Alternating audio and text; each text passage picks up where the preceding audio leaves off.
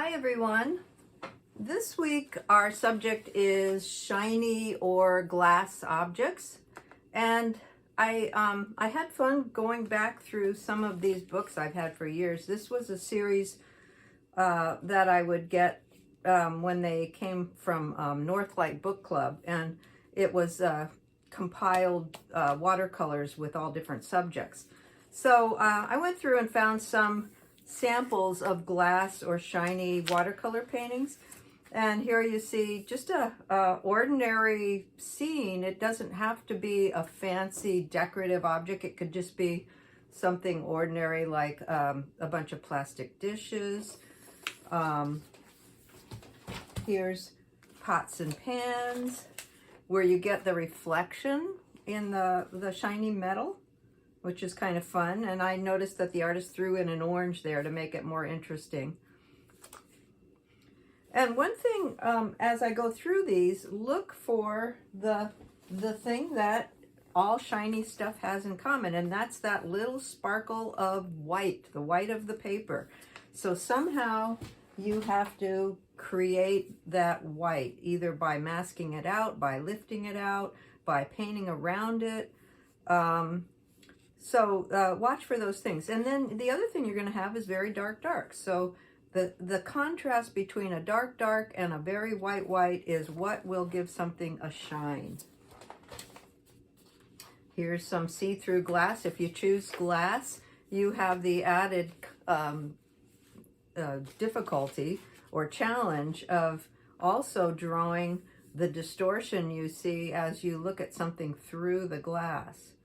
So you not only get the glass color itself, you get the reflections, and then you get that see-through transparency.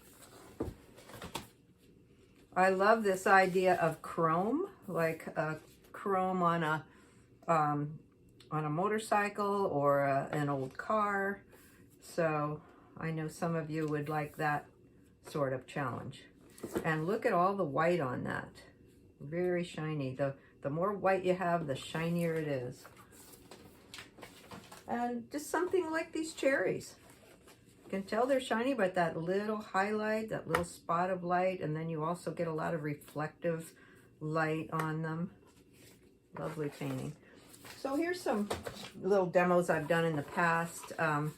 This is just a simple salt shaker. And I use salt to create a little texture of the salt itself. But what do I have here? Dark darks and white whites, even in the glass itself. So you can't just say, oh, okay, something is blue glass, so I'm just going to paint it blue, and that'll look shiny. Or you can't just take silver paint or gold paint and paint a chrome or something shiny and say that's going to do it. You have to create that shine. So here's a stainless steel pot, and again, shine. It looks like I used masking fluid there and maybe just painted around on these. And then just a vague reflection. And just keep in mind that if it's on a shiny surface, the reflection will go straight down. If it's on a duller surface and you have a cast shadow, the cast shadow is skinny and goes sideways. So reflections go straight down in a flip image. Here's something brass. So you get the color of the metal and the white and the very dark, dark. So what I've decided to do here, I'm gonna get rid of this, is a still life with a decanter and a little glass to drink the liqueur out of. We have a set of these, and they're all different color and different shapes. That would be fun someday to do that. But I'm not going to do the whole thing here, but I thought it would be easier if I had a photograph on the side, because I don't think you can see what I'm seeing as I put that up there. So I have already drawn it out, and I think you can see that I've used that concept of the cylinder by drawing first a vertical line and then drawing one half and the other half so they're cut in half by that vertical line. Then there's a cylindrical opening or an elliptical opening that is at right angles to the actual direction or the axis of the cylinder itself. And remember, an elliptical opening is a continuous circle. It's not a football or an egg or anything. So I've drawn that, and then I did the same thing here. I've got some of my graphite still on there, so I'll lift that off. But what I did is I used a fine brush, a very thin brush, and this was the one, and I got it wet and I soaked it up with some bar soap, or you can use this brush cleaner soap, and just suds it up and leave the soap in it, and then dip into the masking fluid. So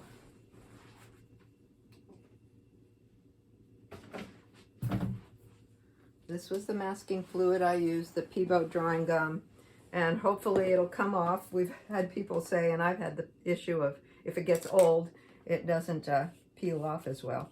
So I just did this earlier this morning, so it should work. I haven't left it on really long. Now I have to be careful as I'm erasing here. I wanted to leave those lines on to show you what I had done in my preliminary drawing, and I didn't do a preliminary where I transferred it. I just drew directly on the paper. So I'm going to lift up some of that graphite, trying not to lift up my masking fluid yet, because that won't work. So I had a couple of versions of this. I've set it up. I'm at my drawing table, and Chris's mat cutter is behind me, but I thought, well, I'll cover up that'll be distracting, so I put a towel on it and took a picture of it. But I kind of liked it when I took away the towel to get some interest going through the glass, and this is especially cool, where you get that distortion happening in the glass reflection. So it'll always, depending on the shape of the glass object, you'll get a little distortion, which is kind of cool. And then I took pictures of it in different places.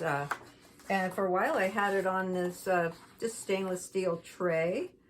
And again, look at all of the white on this metal tray. That gives a wonderful reflection. Now here's the sunlight coming in from the living room window, hitting the side of this, and that light is reflected in the downward reflection on the shiny surface. And here's just a little different arrangement, and now we're getting the reflection of the red glass there too. And look at that nice downward reflection, which is different than a cast shadow. Cast shadow is sideways, a reflection is straight down. So I think I decided to use this for my demo, and I'm ready to go. I think I'll just focus on this blue bottle, actually. And I'll look a little bit at the real one that I have right here in front of me, and a little bit at the light. I'm going to, unfortunately, I forgot to turn on my overhead light. I'm going to grab that really fast, and I promise I'll be back.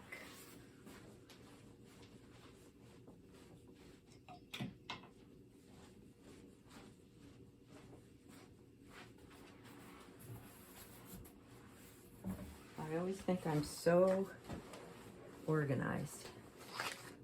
It never fails. I forget something. Okay.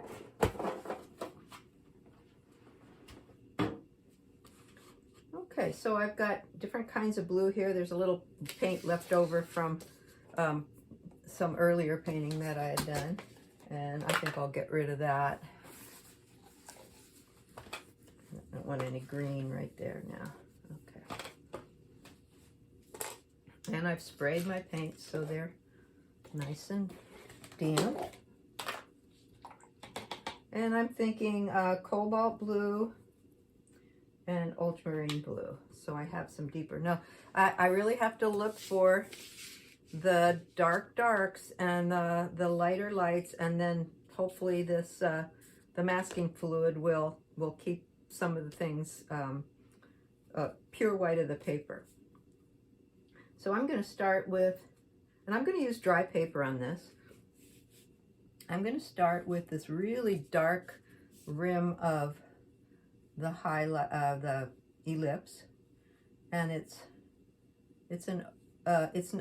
not an opening yet because the stopper has covered up the tiny opening, so it's a flat surface. I'll shift down to a little bit smaller brush for this part here. So ultramarine blue is a nice dark blue.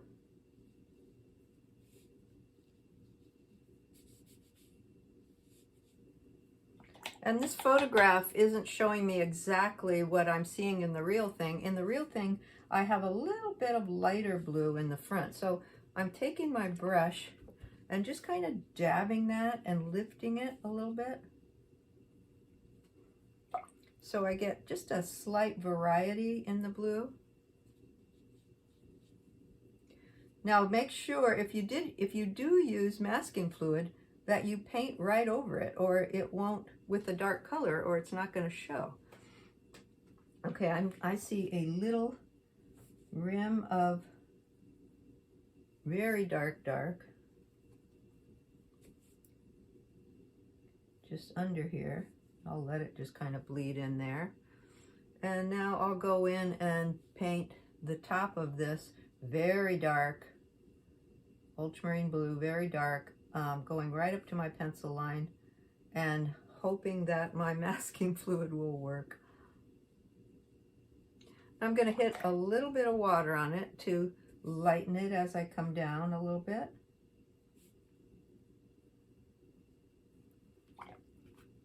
And there's a little light edge right there.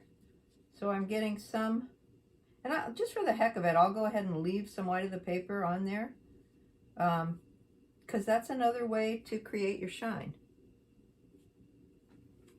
So hopefully, see, it's already showing a little shine with the flecks of white of the paper before I've even peeled off the masking fluid.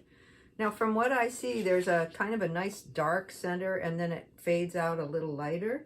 So I'll go in again with that ultramarine, and maybe I'll start hitting it a little bit with some cobalt blue, which is slightly lighter, or I can just use a little bit of graded wash.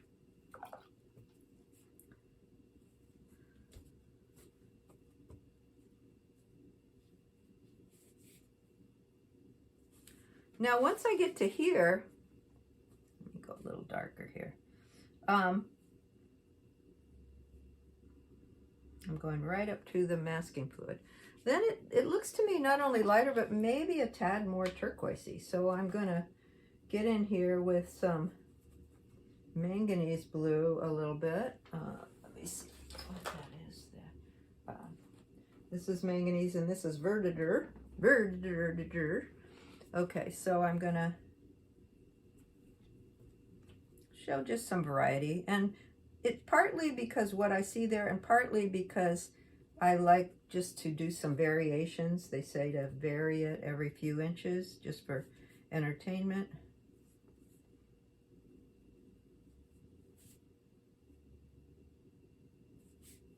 And I'm using a fairly large round. It's a number 10.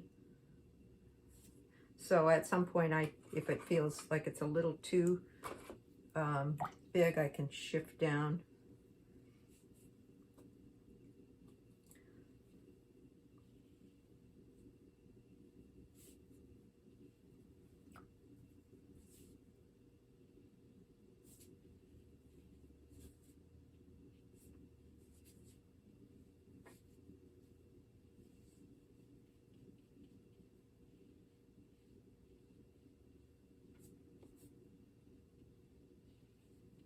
Now I'm seeing some more stripes of that turquoisey as I'm seeing through to the matte cutter.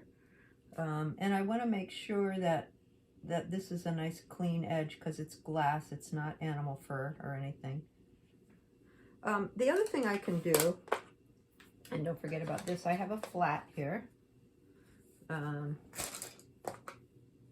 me get a 3/4 inch flat and a paper towel. So I've got it damp. I'm going to get the excess water off, and I can do some lifting here and there. As long as it's not super, super wet, it won't run back in. So I see this area is kind of a hard edge where it's showing what's going on in the back, but it's soft now because it's running back in. So I'm going to go in and use my flat to create some more dark here. Oops. That was supposed to be turquoise. Oh well. The reference police might arrest me for not following the reference, but nobody will know. So I'm going to go in with a little peacock blue and some manganese and turquoisify it. You know, we go through the process of turquoisification. And there's that lighter bit here. Not only turquoise, but also more water. So it's a little lighter. And that's showing the mat cutter shining through there.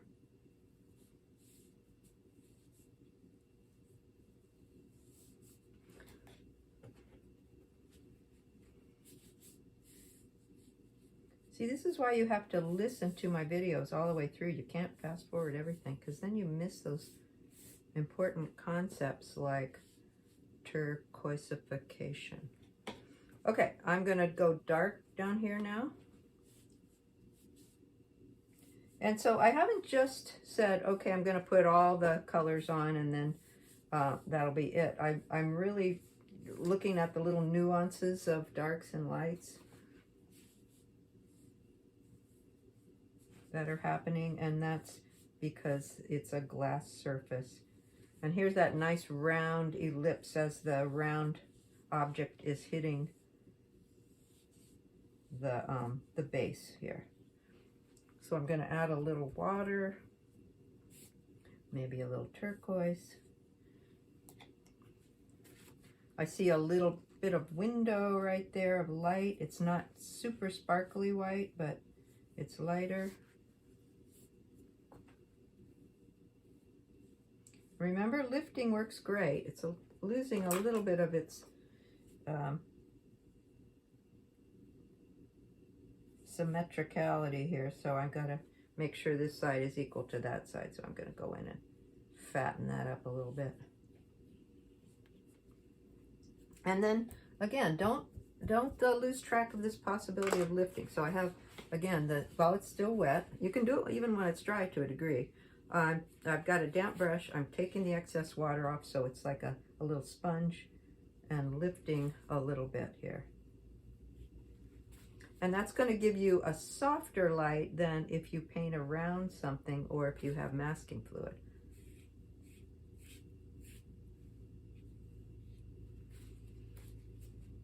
Okay, let's make sure I've gotten all of that in there, right up to the top.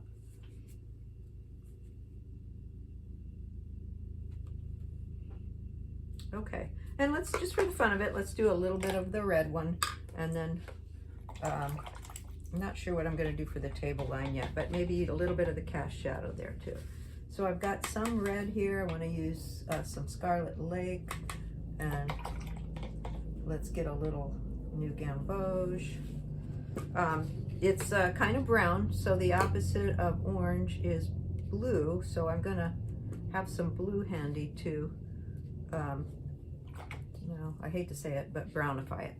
Okay, so we're going to go in and make this opening nice and light at first.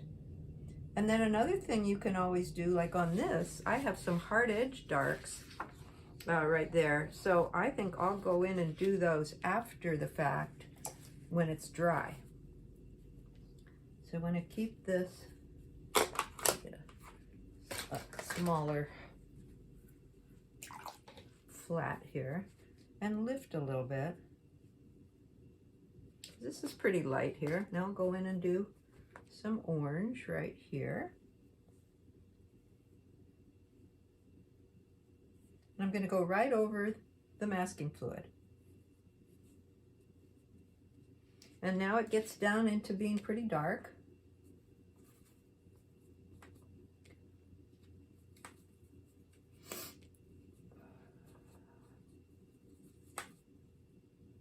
Let's use a little burnt sienna. So burnt sienna and blue and orange. So now I've got a nice orangey, I'll use a little light red. Got a nice orangey dark. Test it. That looks good. And should use a pointed brush.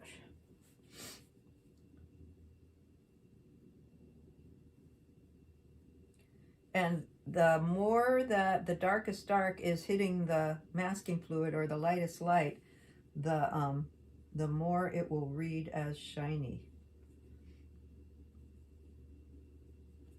I'll go in with some more orange here.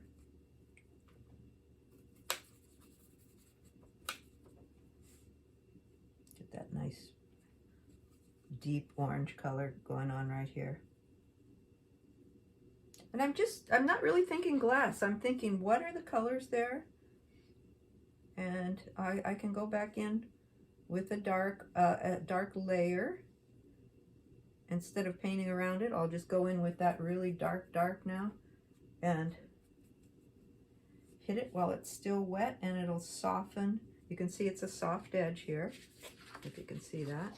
There's a nice soft edge to that dark. And I'm using the blue. It's nice that I'm using that same blue that's in the bottle or the decanter. And it could be that later on I might want to throw a little orange in here to, you know, keep it unified. So,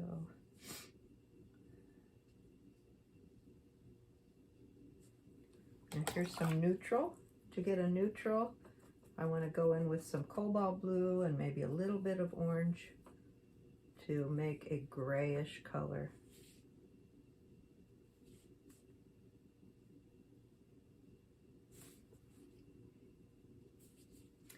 Just so you guys know, when I'm painting on these demos, I have my tripod right up against my shoulder here. So it's hard for me to lean into it like I normally will, but I'm doing the best I can. Hopefully you're seeing it. Now, since I don't know yet what my background's going to be, I'm going to keep it kind of neutral. And of course, I put my hand in the wet paint. Let's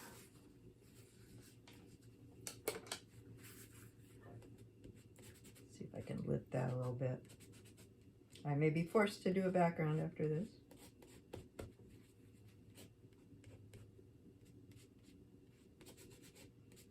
Don't you love it when your teacher makes mistakes, then you know you're okay.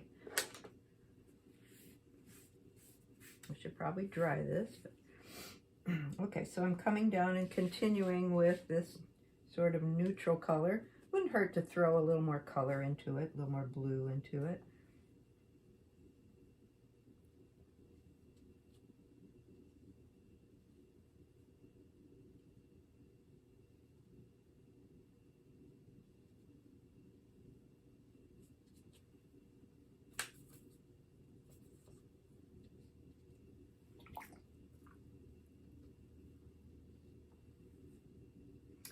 And to some degree, you want to look at the colors that are there, but you can always be entertaining and throw a little extra color in that isn't there. I do see some orange there, so let's go for it. Some bright orange, I drop it in, and then it'll sort of ooze into the gray a little bit. A little lighter gray.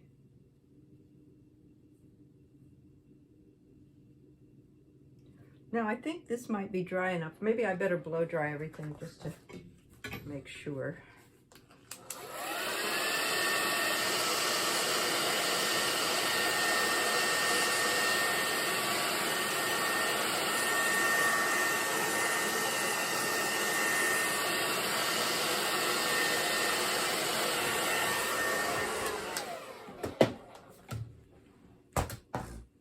So here's where I can go in and get that nice dark on the edge, and hopefully I won't worry about putting my hand in here.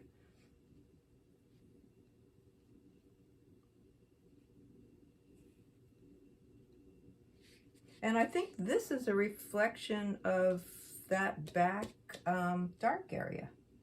It's funny because sometimes you think, what is that in there? And it's the glass really distorts things. So I've got that nice dark rim of the ellipse. So I will add that. And I could probably go in and darken this a little bit more.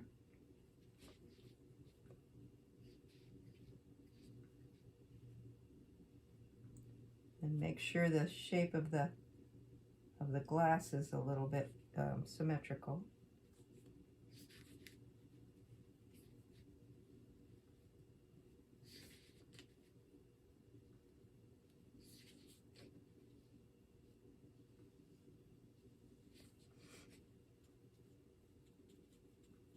Now there was some masking fluid there, but there wasn't any color on it. So unless I put color on it, the masking fluid will do no good.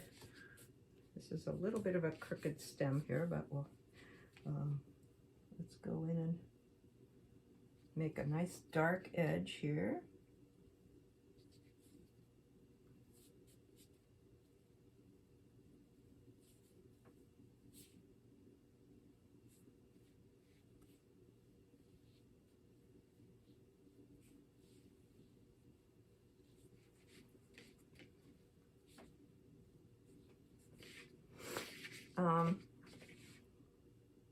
And my ellipse I see is a little bit slanted, so that's not actually very good here.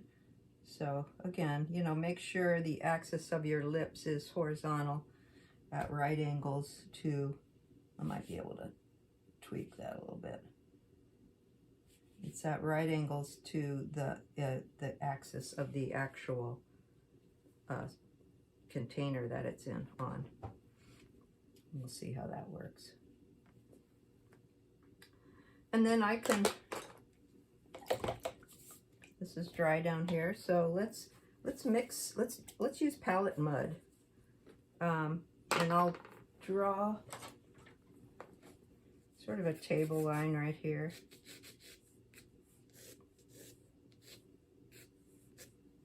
Maybe even a little lower. I like that lower. I'm not sure what I'm going to do in the background, but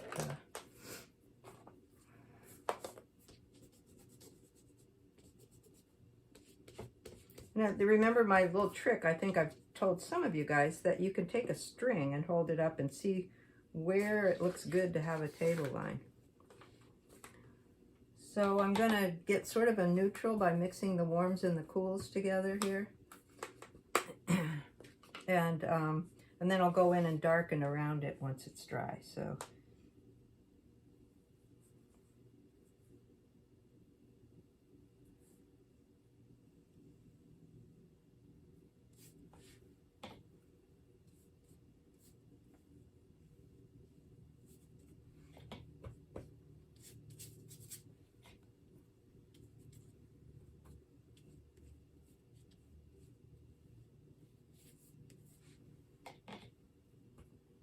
dip in a little cool, dip in a little warm.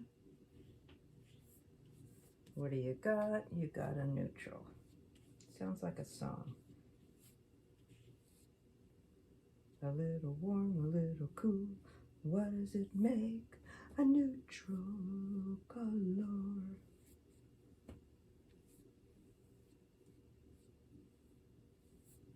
So I like that. So I keep harping on everybody to, you know, not use a flat color. You know, it's not like going to Home Depot and having a mix of a wall color that's flat. But every time, you know, dip in a little different section. It's one way to bring some of that orangey color into this side. And like I said, again, I may even go in and throw a little orange in there, pretending that it might be reflecting in there. So this is kind of a mid value, which is perfect.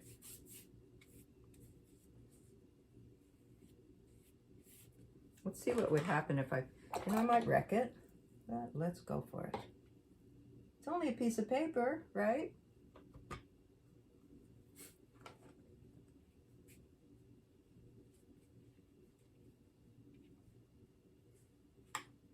And of course, I'm getting my hand in it again.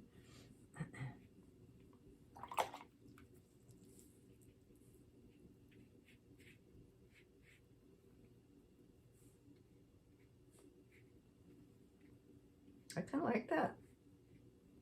I don't like where I've...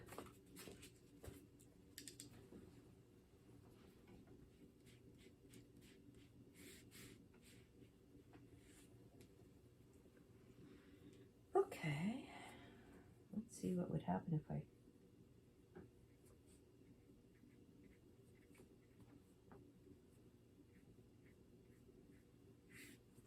Okay, because this is a soft shadow, I could try and put it in while it's wet, but I think what'll happen is I'll get a blossom because now it's at the half dry stage.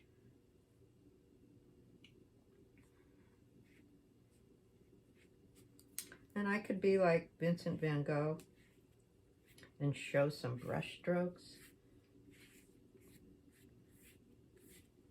That's okay. But I probably should leave that alone now, and let's dry it. My cord is winding around my tripod.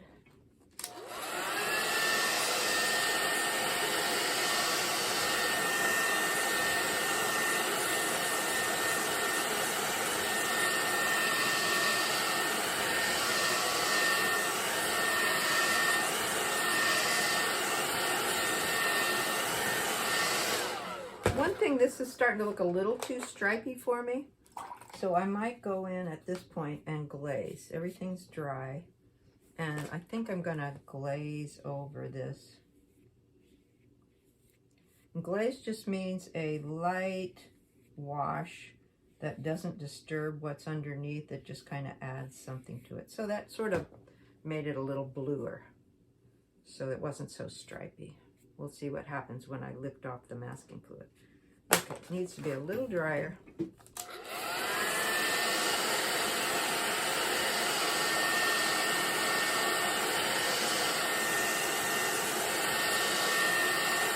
Okay, now I can show this cast shadow right here. So I think I'll use maybe this cobalt blue. It won't be bright blue because it's over a gray, but blues are always good for shadows. So I'm noticing how far up the side this cast shadow goes. It's not very far, you know, so you don't want this cast shadow that looks like that. It's only going to go about this far up and then come around, and it's going to be real dark at the bottom. I need to probably darken the bottom of the decanter.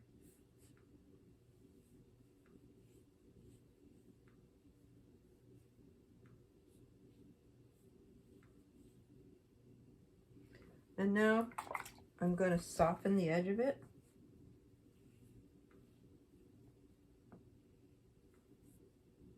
And I'm going to, you know, make it skinnier so it's going out a little bit. And I'll do the same thing on this. This is coming, you know, maybe right about here.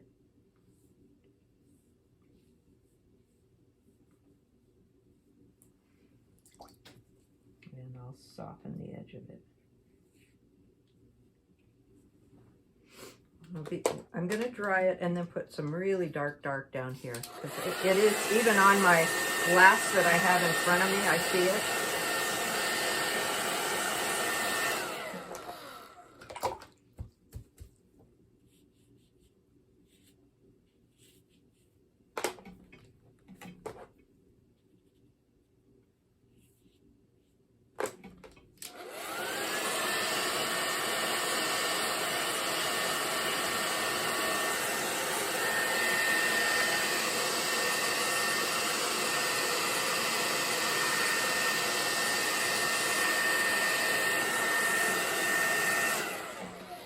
Some white specks there and I don't like those, so I'm gonna fill those in. Okay, so let's go real dark, maybe even throwing a little burnt sienna in there to really kind of blacken it a little bit, and then get in there and get that base really dark. And then actually, because it's see-through, I'm seeing a little bit of the back of the base of the elliptical base of the glass in there.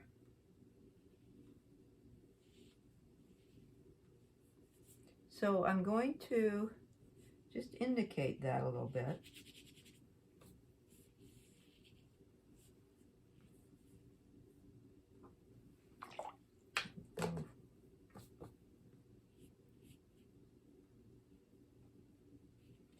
maybe it'll end up being lifted a little bit.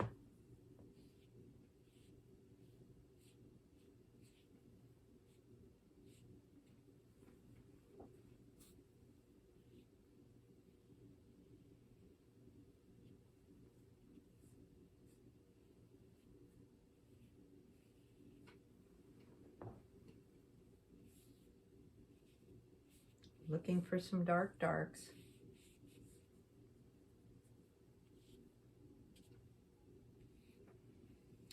Once your painting dries, you might think that what was really dark now ends up not looking that dark, so you can go back in and punch it up a little bit. So squint your eyes and say, where are the dark darks? Okay, I'm gonna finish it off by lifting off the masking fluid. I would wait until, in real life, I would do the background, whatever I'm gonna do, and then lift off the masking fluid. But just for time's sake, I'm going to do it now. And I'm not sure what I do in the background, but probably kind of neutral. But I kind of like some of these geometric elements, so I maybe would put some of those.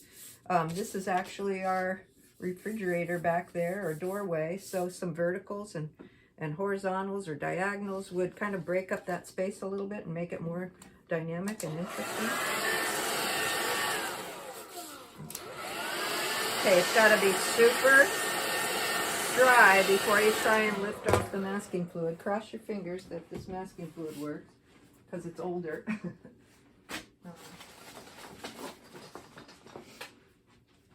I need to order a new jar of it. Okay, so let's, this actually, I got a problem here.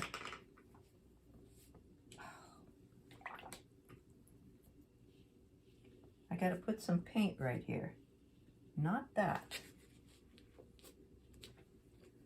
but just some paint, because I realized that there was masking fluid out here that didn't have anything next to it. So when I peel off the masking fluid, it's just gonna look like white on white, and it won't really show. So I gotta make sure these edge masking fluids have something on top of them. Change the shape of the decanter a little bit. Okay, again, dry.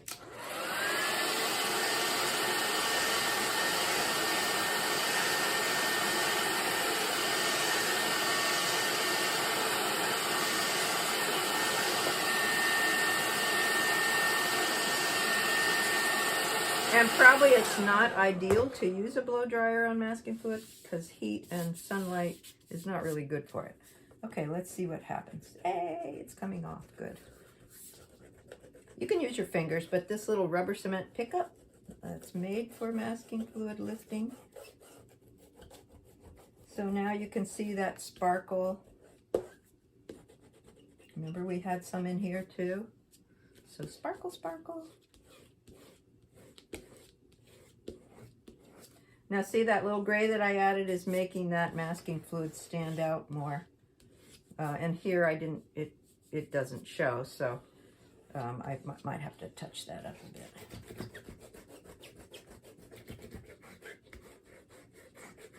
And you know, just keep feeling it, making sure you've got it all.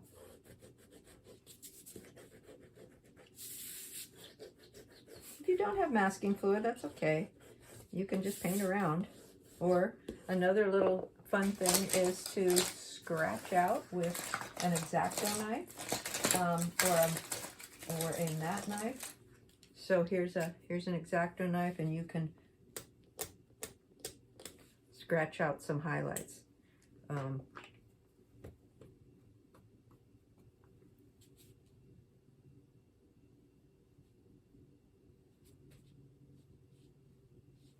So then after you peel it off, you'd want to go in and touch up. And you can glaze over if something like right here seems a little too, just a little too white. You know, glaze over it with a bit of color. And it'll still show as a hard edge. Masking fluid is very hard edge. So that you know, make sure that you understand that. So now I've subdued that a little bit. so it's not quite so white in a few places. Okay, I hope that helps, and have fun doing this. And don't pick a subject that's too complicated. Keep it kind of simple, like one object. You remember my salt shaker or my saucepan? You know, something simple like that. Okay, we'll see you in class.